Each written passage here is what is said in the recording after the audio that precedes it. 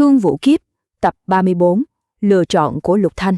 Chiều ngày 26 tháng 7 năm 1999, không khí trong phòng họp của nhà máy cơ khí bỗng trở nên ngột ngạt và dị thường. Nơi đây đang diễn ra một đại hội mở rộng của chi bộ đoàn thanh niên, triệu tập toàn bộ đoàn viên cùng các cấp lãnh đạo cao nhất như Bí thư Đảng ủy Phùng Quốc Hoa và Bí thư Đoàn ủy Viên Mẫn. Bọn họ mượn cớ học tập để phổ biến một văn kiện mang tính áp đặt, thông chi đoàn viên thanh niên Cộng sản không được tu luyện Pháp Luân Đại Pháp. Bầu không khí bức bối, căng thẳng bao trùm lên từng dãy bàn ghế đỏ sẫm.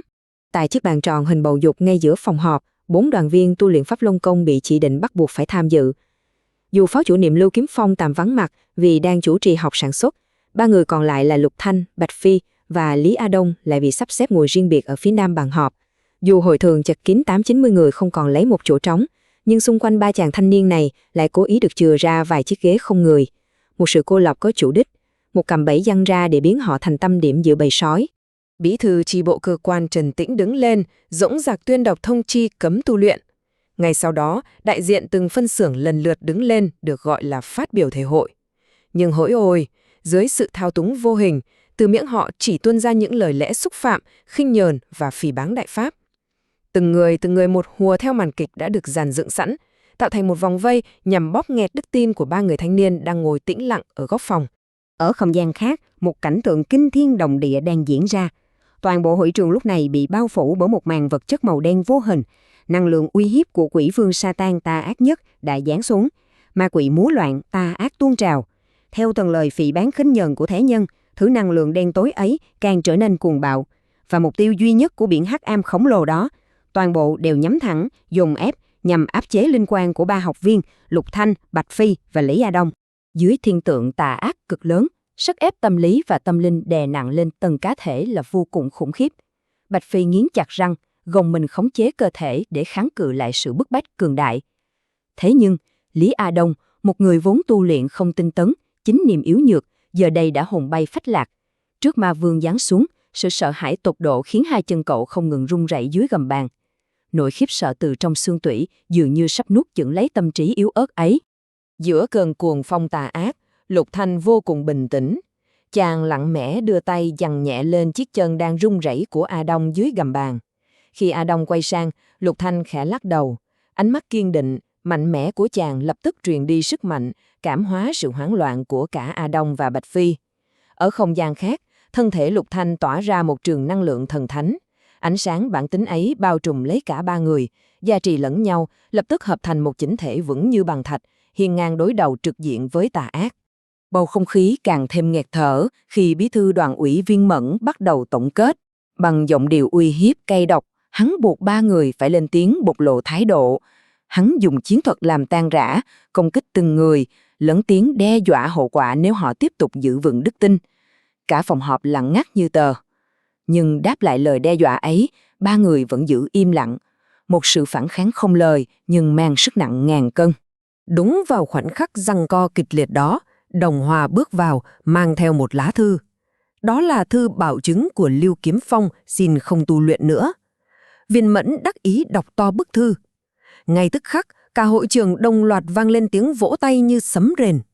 Ở không gian khác, tà ác phấn khích đến cuồng loạn. Năng lượng ma quỷ lợi dụng sự đắc ý ngông cuồng này, dồn toàn lực, mặc ý vỗ thẳng vào ý chí của 3 người tu luyện còn lại. Dưới sức ép rợp trời dày đất, trường năng lượng thần thánh bảo hộ 3 người bỗng xuất hiện vết nứt rồi sụp đổ. Ý chí của Bạch Phi và Lý A Đông đã vỡ tan.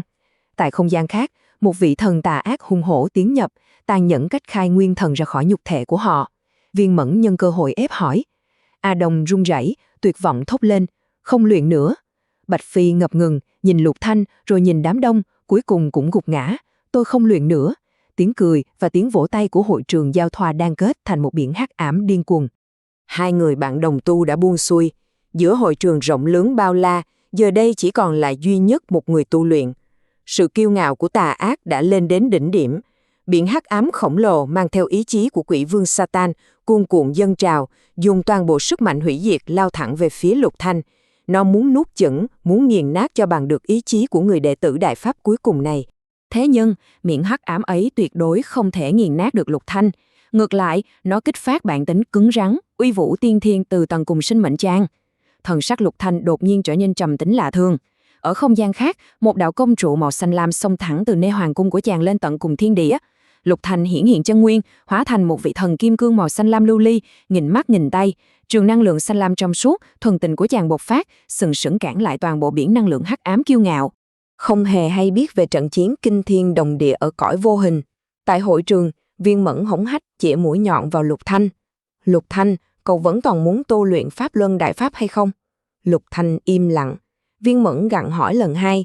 Lục Thanh vẫn hoàn toàn im lặng. Bầu không khí cô đặc lại trong cõi tĩnh lặng thiêng liêng. Đó không phải là sự sợ hãi, mà là sự ngưng động của một sinh mệnh đang kết tinh sức mạnh uy hùng nhất.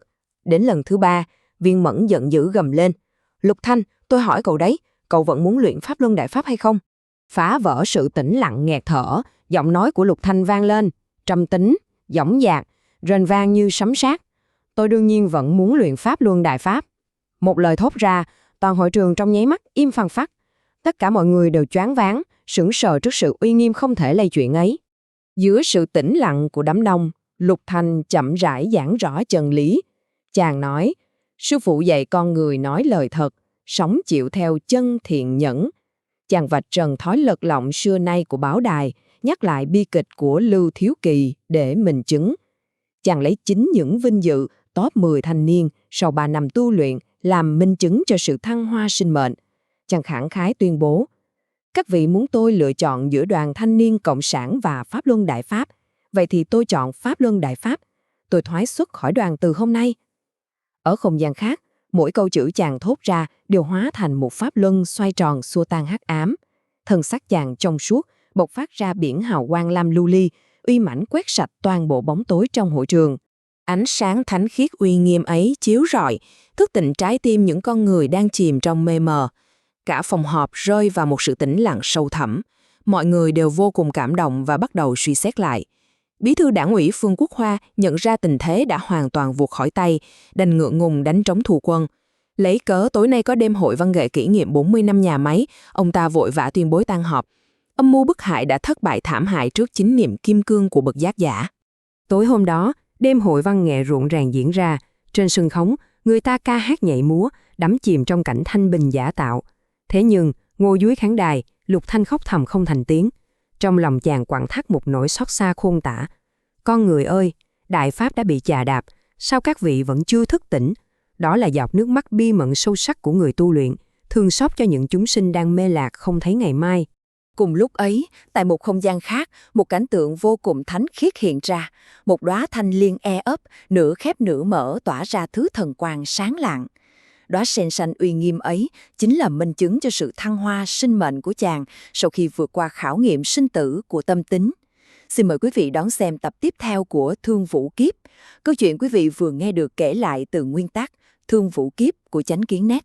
Để đọc trọn vẹn thiên truyện, xin mời quý vị ghé thăm trang chánh kiến.org.